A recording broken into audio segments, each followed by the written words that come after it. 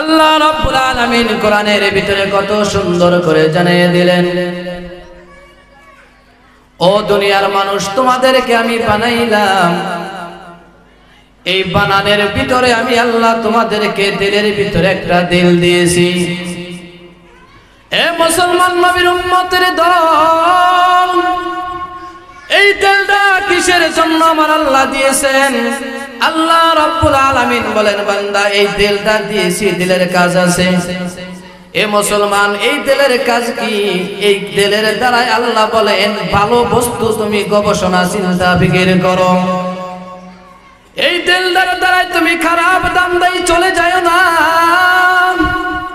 যদি খারাপ পথে চলে যাও হে মুমিন, আমি আল্লাহ তোমাদেরকে বলে দিলাম ওই দিলের উপর আমি আল্লাহ পর্দা মেরে দিব, এমন পর্দা লাগাইয়া দিব ওই দিলের ভিতরে তোমার জীবন চলে যাবে, তোমার ভালো কথা আর সয় হবে না, আসর হবে না।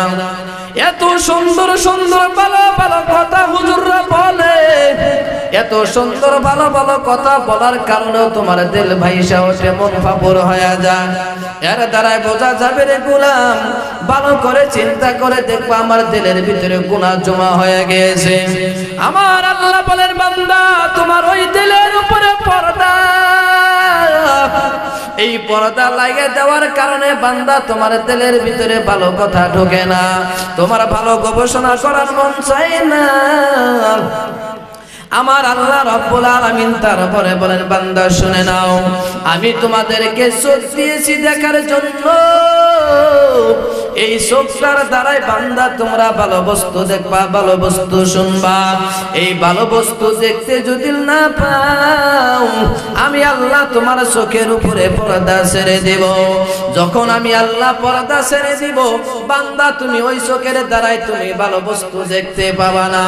তোমার সামনে ভালো বস্তু হাজির, ওই ভালো বস্তু তোমার সামনে পড়ার সঙ্গে সঙ্গে তুমি বলবা এই খারাপ বস্তু দেখা যায়। এর নবীর উম্মতের দল, আমার আল্লাহ চোখ দিয়েছেন, চোখের হিসাব নেবেন। আমার আল্লাহ বলেন, কান দিয়েছি গোলাম শোন, শোনার কারণে আমি আল্লাহ তোদের শরীরের ভিতরে কান লাগাইয়া দিয়েছি।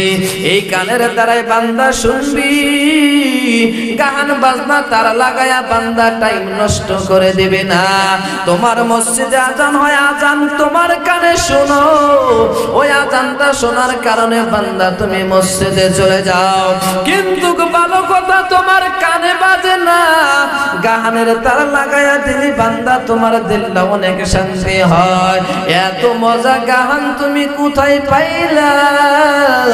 বান্দা অল্প চিন্তা করে দেখো না, কানটা আমাকে কে বানায়া দিয়েছে? আমার আল্লাহ বলবেন, গোলাম এই যে কানটা বানায়া দিয়েছি, কানের হিসাব আমি মাওলা তোমার কাছে থেকে দেব। আমার আল্লাহ বলে, ও বান্দা তোমার হাত দিয়েছি, হাতের হিসাব দেওয়া লাগবে। এই হাতের দ্বারাই বান্দা তুমি কি কর্ম করেছে তোমার বলতে হবে। এর নবীর উম্মতের দল, আমার আল্লাহ বলেন, বান্দা তোদেরকে আমি পা বানায়া দিয়েছি, এই পায়ের দ্বারাই চলে চলে কোথায় চলছিলা, কোথায় গিয়েছিলা, এই পায়ের হিসাবটা তুমি আমার কাছে দেওয়া লাগবে। হযরত ইব্রাহিমের বাবার ইতিহাস খুলে দেখো। ইব্রাহিমের বাবা ছিল আজর দুনিয়ার জমিনে মশহুর বান্দা। আমার আল্লাহ যদি ইচ্ছা করতেন, আপনাকে আমাকে মুসলমানের ঘরে জন্ম না দিয়ে কাফেরের ঘরে জন্ম দিয়ে দিতে পারতেন। আমার আল্লাহ সেটাও করেন নাই। আমার আল্লাহ মায়া করে মহব্বত করে মুসলমানের ঘরে জন্ম দিয়েছে। এর নবীর উম্মতের দল, আমার আল্লাহ ইচ্ছা করলে নবীর ঘরে কাফের বানায়া দুনিয়াতে পাঠায়, আর কাফেরের ঘরে আমার আল্লাহ নবী বানায়া পাঠায়। আল্লাহ যদি ইচ্ছা করে কাফেরের ঘরে আল্লাহ নবী বানায়া পাঠায় দেয়, আর নবীর ঘরে আল্লাহ কাফের বানায়া পাঠায় দেয়। আপনারা জানেন হযরত নূহ আলাইহিস সালাতু ওয়াস সালাম ইতিহাস করলে দেখেন, হযরত নূহ আলাইহিস সালাতু ওয়াস সালাম আল্লাহর অনেক বড় নবী ছিলেন।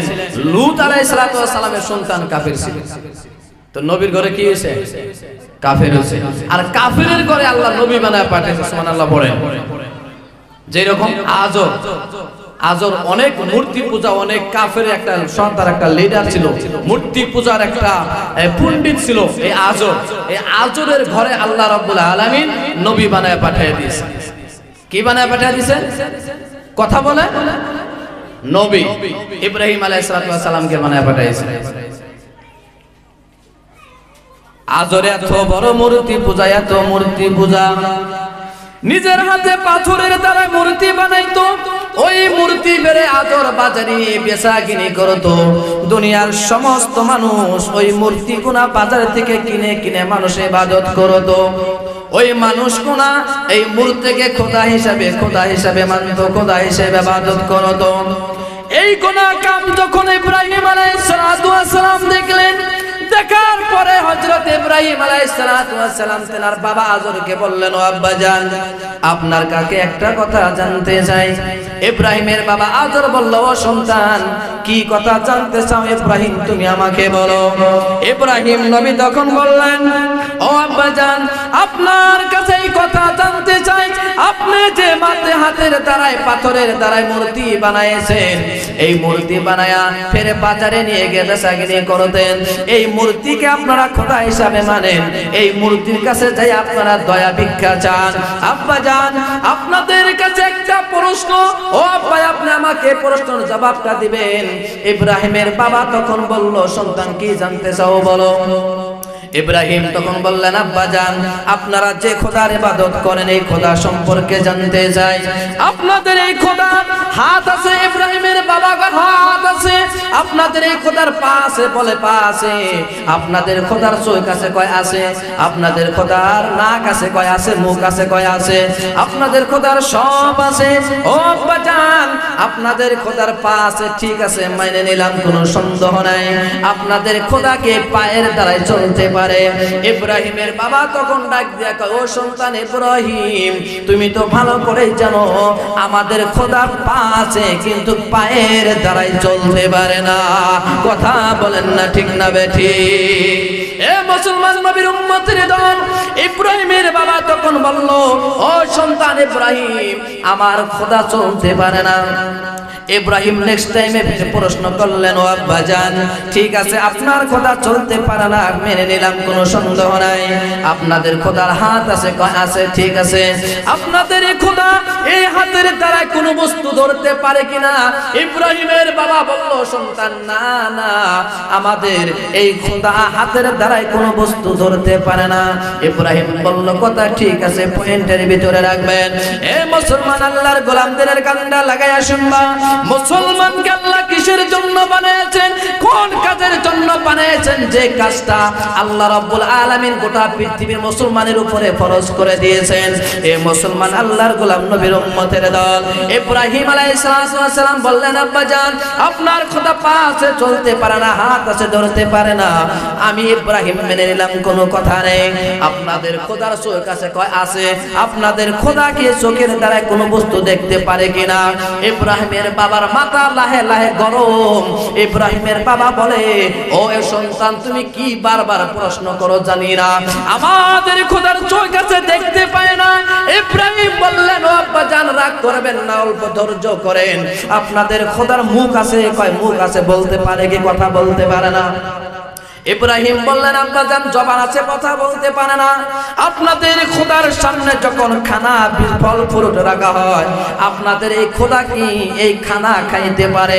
ইব্রাহিমের বাবা বলল, না না, আমাদের খোদা খাইতে পারে না। ইব্রাহিম বললেন, আব্বাজান, আপনাদের এটা খোদা হইতে পারে না, কারণ এই মাটির পুতুল কখনো খোদা হইতে পারে না। ইব্রাহিমের বাবার মাথা গরম। কয় কি সন্তান, আমার বেটা আমার বিরুদ্ধে লেগে গেল, উপায়টা কি? আমাদের খোদার সব আছে, দেখার জন্য সব, হাত পা চোখ কান সব আছে, সব ঠিকঠাক, অনেক সুন্দর চেহারা পাতি আছে, কিন্তু দেখা হকিকতের জন্য না, এটা একটা মাটির পুতুল। ইব্রাহিম নবী তার বাবা আজরকে বললেন, ও আব্বাজান, আপনার কাছে আরেকটা কথা জানতে চাই, আপনাদের এই খোদা কি দুনিয়ার কোনো মানুষকে ভালো বা মন্দ করতে পারে? ইব্রাহিমের বাবা বলে, হ্যাঁ পারে। কেমনে পারে? কেমনে পারে? মানুষ যখন বেমারে পড়ে যায়, আমরা সমস্ত কমের মানুষ আমাদের এই গির্জা ঘরে এসে আমরা এই খোদার কাছে সিজদায় পড়ে যাই। আমরা যখন এই খোদার কাছে কাকে মিনিত করি, আমরা পানা চাই, আমাদের বেমার ভালো হয়ে যায়। আমাদের যত অভাব অনটন, যত মুসিবত, সব এই খোদার ঘরে আসার পরে সব জ্বালা যন্ত্রণা দূর হয়ে যায়। ইব্রাহিম বললেন, আব্বা জান, না না না, এইটা মিথ্যা কথা। এই খোদার ইবাদত করলে আল্লাহর জাহান্নামের আগুনে জ্বলবা। তাহলে এই মাটির পুতুলকে যখন তোমরা ইবাদত করো, এই মাটির পুতুলকে তোমরা সিজদা করো, এই মাটির পুতুলকে তোমরা খোদা মানো, আল্লাহর কসম আব্বা আপনি আমার বাবা, আমি আপনার সন্তান, নবী ইব্রাহিম খলিলুল্লাহ বলতেছি, আপনাদের উপরে আল্লাহর গজব আর জাহান্নামের আগুন বর্ধিষ্ঠ করা হবে। বলেন নাউজুবিল্লাহ। ভাইরা আমার, তো ইব্রাহিম আলাইহিস সালাম বললেন, বুঝাইলেন, কমের মানুষকে নসিহত করলেন, ইব্রাহিমের বাবাকে নসিহত করলেন, কিন্তু ইব্রাহিমের কথা তো মানবে দূরের কথা, ইব্রাহিমের বাবা আর ওনার পুরা কমের মানুষ ইব্রাহিম আলাইহিস সালামের দুশমন হয়ে গেল। ইব্রাহিম ডাক দিয়া কয়, আব্বা জান, আপনারা যে খোদার ইবাদত করেন, এই খোদা কি আপনাকে জান্নাতে নিয়ে যাইতে পারবে? ইব্রাহিমের বাবা কয়, সন্তান, না না, আমার খোদা আমাকে জান্নাতে নিয়ে যাবে।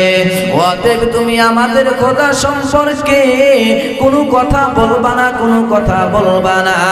কারণ কি? কারণ রে মুসলমান, ইব্রাহিমের বাবা ইব্রাহিমকে বলে, ও সন্তান, তুমি শুনে নাও, শুনে নাও, আমাদের বাপ দাদা 14 গোষ্ঠী এই ধর্ম পালন করে এসেছে, আমরাও পালন করব। তুমি সন্তান কেন বাধা দাও? ও সন্তান, তোমার কি মাথা নষ্ট হয়ে গিয়েছে? ইব্রাহিমের বাবা বাপ দাদার কথা বইলা ধর্ম চালায়া নিয়ে যায়, কমের মানুষ বিরুদ্ধ হয়ে গেল। সমস্ত মানুষ ইব্রাহিমকে বলে, ও ইব্রাহিম, তুমি কেন আমাদের ধর্মের বিপক্ষে লাগলা?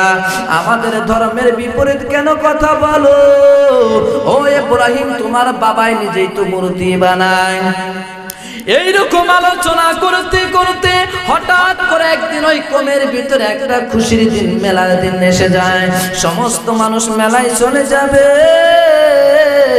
সমস্ত মানুষ মেলায় যাওয়ার আগে ইব্রাহিমকে ডাক দিয়া বলে, ও ইব্রাহিম,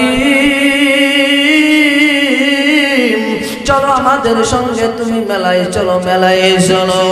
ইব্রাহিম কয়, আমি মেলায় যাব না। ইব্রাহিম তখন বললেন, আনা সাকিমুন, আমি বেমার, আমার শরীরটাও অসুস্থ। এর নবীর উম্মতের দল ইব্রাহিম আলাইহিস সালাম এই সময় কথা চাই রাইখা বলেছিলেন। এই জন্য আল্লাহ রাব্বুল আলামিন ইব্রাহিম আলাইহিস সালামকে হিকমত, একটা হিকমত দান করেছিলেন। সমস্ত মানুষ মেলায় চলে গেল। ইব্রাহিম বাড়ির ভিতরে চলে আসলেন, ঘরের ভিতরে চলে আসলেন, গ্রামের ভিতরে কোনো মানুষ নাই, সমস্ত মানুষ মেলায় চলে গেল। ইব্রাহিম চান্স পাইলেন, বুঝলেন, চিন্তা করলেন, এই একটা সময়ের ভিতরে আমি বুঝি আমার কমের মানুষদেরকে আমি বুঝাইতে পারবো। এর নবীর উম্মতের দল ইব্রাহিম ঘরের ভিতরে চলে গেলেন। যাওয়ার পরে একটা কুড়াল কাঁধে নিলেন। এই কুড়ালটা কাঁধে নিয়া ওই যে মূর্তি রাখা ঘরটা ছিল ঘরের ভিতরে চলে গেলেন। যায়া দেখে মূর্তির সামনে ফল ফ্রুট, আম, দুধ, কলা, ভালো ভালো খাবার রাখা রয়েছে। ইব্রাহিম ডাক দিয়া কয়, ও মূর্তি, তোমাদের সম্মুখে কত সুন্দর সুন্দর খানা রাখা হয়েছে, তোমরা খানা কেন খাও না? ঘরে তোমার শরীরের উপরে পোকা মাকড় পড়ছে, তোমরা কেন এই পোকা মাকড়ে তোমরা খেদাইতে পারো না?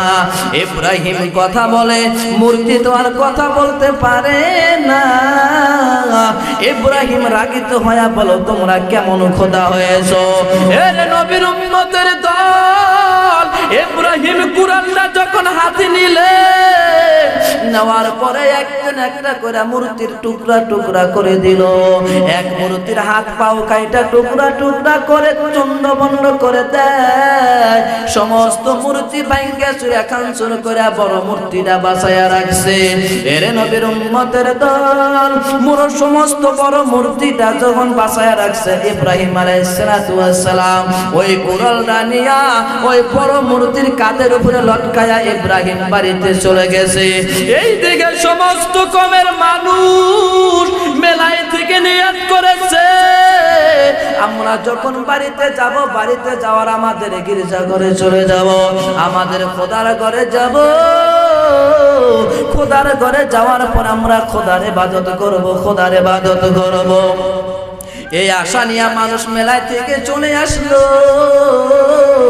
চলে আসার পরে সমস্ত মানুষ যখন তেনাদের খোদার ঘরে চলে গেল, যায়া দেখে ঘরের ভিতরে একটা মূর্তি সারা পাখি যত মূর্তি ছিল সব হাত পাও কাটা টুকরা টুকরা হয়ে গেল। কারো হাত নাই, কারো পা নাই। সমস্ত মানুষের এই অবস্থা দেখে মানুষের মাথা গরম হয়ে গেল। কারণ গ্রামের মধ্যে ইব্রাহিমের ছাড়া কেউ ছিল না। ইব্রাহিমের ছাড়া বুঝে কাম কেউ করে না। মানুষের ভিতরে সন্দেহ জেগে যায়। এর নবীর উম্মতের দল সমস্ত মানুষ একত্র হয়ে গেল। সমস্ত মানুষ একত্র হয়ে ইব্রাহিম আলাইহিস সালাতু ওয়াস সালামকে ডাকা হলো, ও ইব্রাহিম তোমাকে একটা কথা জিজ্ঞাসা করা হবে, তুমি সত্যি কথা বলবা। ওই জায়গায় বৈঠকের ভিতরে ওই জামানার ওই কমের বড় বড় রাহিব, বড় বড় পণ্ডিত যারা জ্ঞানী মানুষ ছিল, তেনারা ওখানে উপস্থিত ছিল। ইব্রাহিম আলাইহিস সালাতু ওয়াস সালামের বৈঠকের ভিতরে আসার পর ইব্রাহিম বললেন, আমি একটা কায়দা পাইছি, এই কায়দায় বুঝি আমি সমস্ত কমের মানুষদেরকে বুঝাইতে পারবো। মানুষে জিজ্ঞাসা করলো, ইব্রাহিম বলো। ইব্রাহিম বললেন, কি বলবো বলো। ইব্রাহিমকে জিজ্ঞাসা করা হয়েছে আমাদের খোদার অবস্থা কে করেছে। ইব্রাহিম তখন বলল, ও বনি ইসরাইল, ও মানুষ, আমাকে কেন জিজ্ঞাসা করো, তোমাদের বড় খোদাকে জিজ্ঞাসা করো। কারণ কোরআনটা তো তোমাদের ওই বড় খোদার কাঁধের উপরে রাখা। ইব্রাহিম বললেন, আমাকে জিজ্ঞাসা করেন কেন? আপনাদের খোদাকে জিজ্ঞাসা করেন না? যে খোদার কাঁধের উপরে কোরআন রাখা রয়েছে ওই খোদাকে জিজ্ঞাসা করেন এই কাজগুলো কে করেছে। তা আমাকে জিজ্ঞাসা করেন কেন? আমি কি বলবো? তো কামটা করছে কেন? এই মূর্তি ভাঙছে কারা? কোন? ইব্রাহিম ভাঙছে। বোঝেন নাই বুঝি কথাগুলা? ভাঙছে কারা? ইব্রাহিম। ইব্রাহিম ফেরা বলতেছে, আমার জিজ্ঞাসা করেন কেন আপনারা? আপনাদের খোদা যে বড় খোদা, ওই যে আমান বানা ওইরা বলতে 14 হাত 32 হাত মূর্তি বানায় দিয়েছেন, আপনাদের খোদা 5 কোনা নারী ঢুকা দেয়া খাড়া করে দিয়েছেন, তারাই তো পারে না। ওই মূর্তি খাড়া থাকতে পারে নাকি? 5 কোনা ঠিক না জানা কেন নাই? এই খোদা, আপনি এই খোদা জিজ্ঞাসা করো না। মানুষে বলে, দাস ইব্রাহিম তুমি এক কথা বারবার বলো, তুমি তো জানো যে আমাদের খোদা কথা বলতে পারে না। তো তোমাদের খোদা যদি কথা বলতে না পারে ওই খোদার ইবাদত করো কে? ওটা কেমন খোদা হলো যে খোদা নিজেকে হেফাজতে রাখতে পারে না? ওটা খোদা হয় নাকি? আপনার নিজের হাতের দ্বারা পুতুল বানান, এই পুতুলকে আপনারা খোদা মানেন, এই খোদাকে আপনারা সিজদা করেন, এই খোদাকে ইবাদত করেন, এই খোদাকে জিজ্ঞাসা করেন। সমস্ত মানুষের মাথা গরম। ইব্রাহিমের বাবা ইব্রাহিমকে ধমকি দিল, ও সন্তান, তুমি যে কথা কোনা বলতেছো সন্তান, তোমার উপরে কিন্তু বিচার দায়ের করা হবে।